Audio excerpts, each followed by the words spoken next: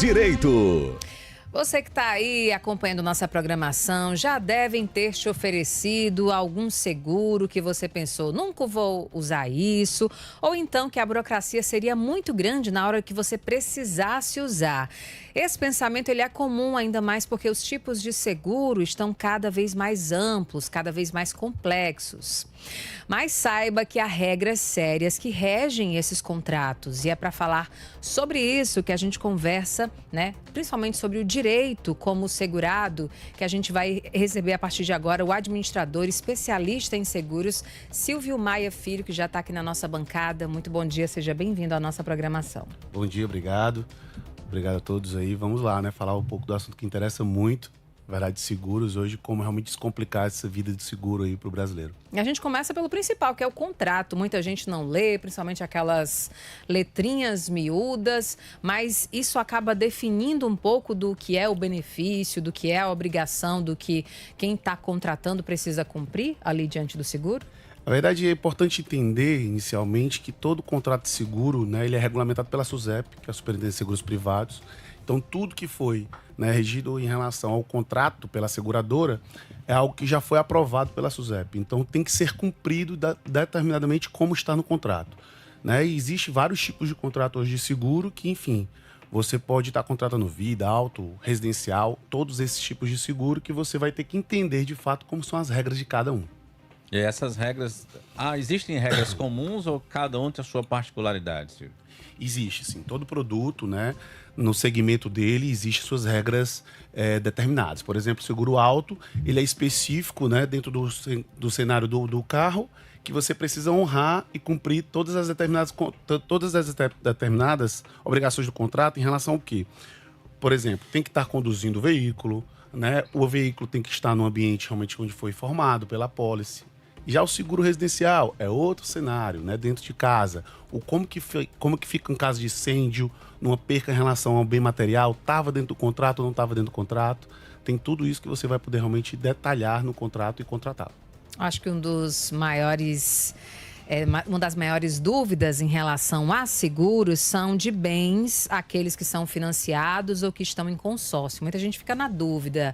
Mas aí, se acontecer alguma coisa, quem que recebe esse valor? É o banco que está vinculado? É a pessoa? Existe uma divisão? Como é que isso acontece? A gente chama isso de seguro prestamista, né? Na verdade, quando você contrata um consórcio, você tem o direito de estar com esse seguro ou não, contratar ele ou não.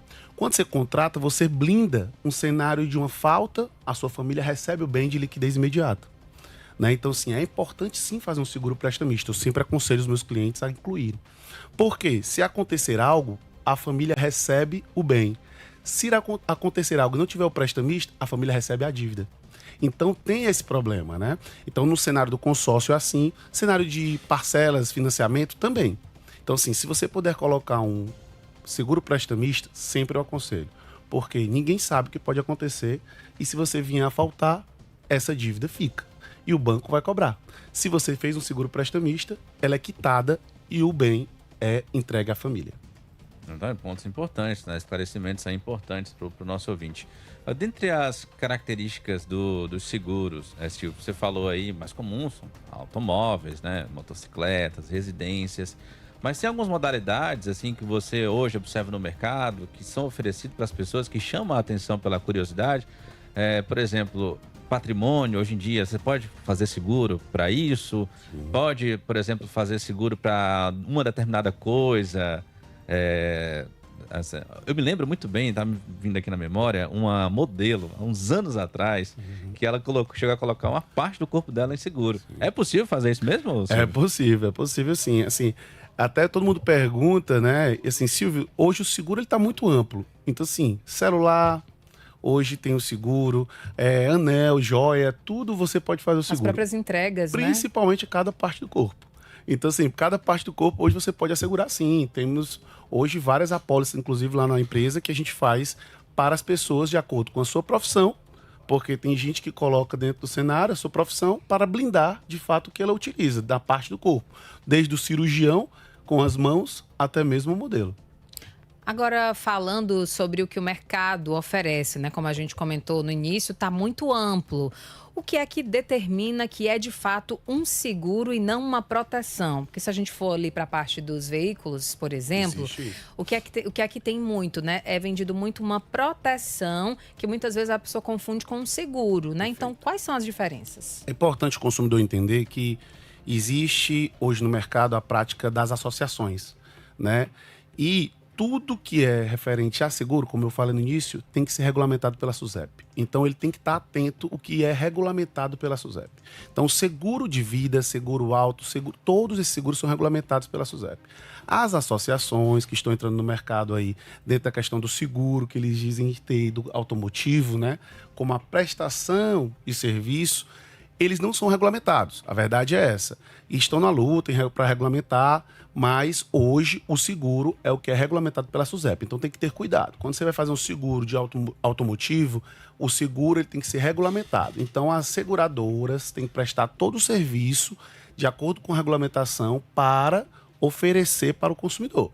Quando é uma associação, ele tem a cobertura, mas quem garante é a associação. Então corre-se o risco de uma sinistralidade maior e a associação não poder arcar, né? E aí acontece que o beneficiário, o titular da apólice, pode ter realmente esse prejuízo. E por não ser regulamentado, ele fica aí um pouco solto dentro do mercado jurídico, né?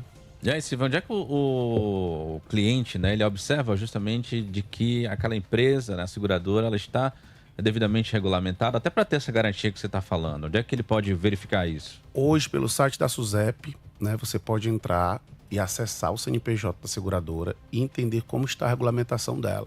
Tanto da seguradora como as corretoras, né? Que eu sempre indico. Façam com especialistas do ramo, porque os corretores que são certificados também, eles entram pela SUSEP, tem que ter essa certificação para poder comercializar. Então, com certeza, você vai ter mais garantias e segurança no contrato de seguro. Vamos fazer um geral aqui para quem não entende muito desse assunto, muitas vezes quer ali ter essa garantia, mas às vezes tem medo de estar pagando uma coisa e diz que não vai usar, ou que não tem noção, né, de como é essa burocracia. Uma listagem básica do que as pessoas precisam estar atentas na hora de fazer a contratação de um seguro. Primeiro, entender a história da seguradora, né? Entrar no site da SUSEP, identificar se ela está ativa, regulamentada. Com isso, você já tem a garantia que tudo que você contratar, de acordo com as condições gerais do produto, você vai ter de cobertura. Então, assim, se fizer isso, com certeza você está com a garantia aí de 95% a mais do que aquele que não viu isso, entendeu só pela indicação ou então fez pela associação e está correndo esse risco. Então, assim, o que eu oriento sempre o consumidor? Fazer com o especialista e olhar o contrato juntamente com a SUSEP se essa seguradora é regulamentada pelo órgão. Então tá aí, esclarecimentos importantes sobre esse assunto. A gente ouviu aqui o Silvio Maia Filho, especialista em seguros. Muito obrigada, tá, pelos esclarecimentos. Obrigado a vocês pela oportunidade. É sempre importante falar desse assunto e eu sempre digo, né?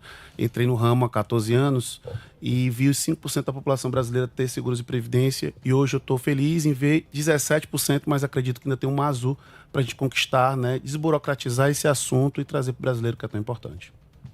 Obrigado, Silvio, pela sua participação.